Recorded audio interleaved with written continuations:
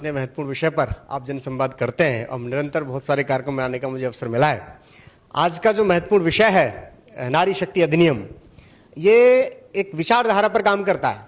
विचारधारा, संस्कार युक्त विचारधारा होना बहुत आवश्यक है, जिसकी अन्य पार्टियों में कमी है।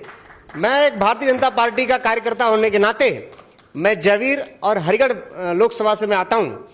मैं एक बात कहता हूं कि हमारे प्राचीन ऋषियों की परंपरा वाली जो विरासत की एक संस्कृति जो हमारी है, उसको ध्यान में नहीं रखता।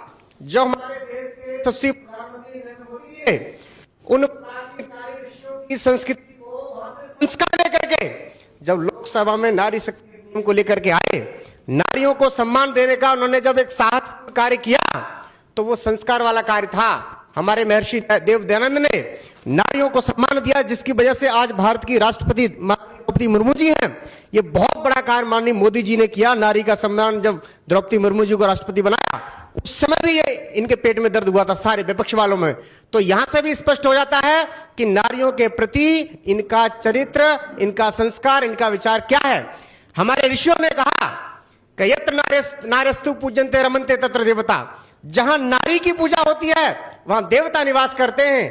तो और कहा जाता है कि नारी निर्माता होती, यदि नारी विद्यावती होती है तो भगत सिंह को जन्म देती है, नारी जीजाबाई होती है तो शिवाजी महाराज को जन्म देती है, और यदि नारी अहिल्याबाई होलकर होती है तो इतना बड़ा साम्राज्य खड़ा कर देती है कि वो पूरे विश्व में अपनी एक अलग छाप छोड़ती है। तो ऐसी नारियों को सम्मान देना चाहिए। लेकिन जो भारतीय जनता पार्टी के अलावा जितने भी कांग्रेस है, चाहे भले ही आरजेडी है, चाहे भले ही बसपा है, या फिर बसपा तो किसी भी स्थिति में नहीं है, सपा है, लेकिन विशेष रूप से सपा का इतना बड़ा गौरवशाली इतिहास नहीं है। मैं केवल कांग्रेस की बात कर रहा हूं। कांग्रेस केवल एक पक्ष को खुश करने के लिए काम करती है और बाकी पार्टियां भी उसी गुट में हैं। केवल जो कटमुल्ले हैं, केवल जो मुसलमान हैं, उस पक्ष को खुश करने का हर संभव कार्य किया जाता है। लेकिन जो मुसलमान वर्ग है, वो वर्ग केवल नारी को माता नहीं मानता, नारी को निर्माता भवती वाला स्लोगन को वो विश्वास नहीं करता, और यत्र नार्यस्तु पूज्यन्ते रमन्ते तत्र देवता के विरुद्ध कार्य करता है। तो वो उस वर्ग को खुश करने का ये काम करते हैं।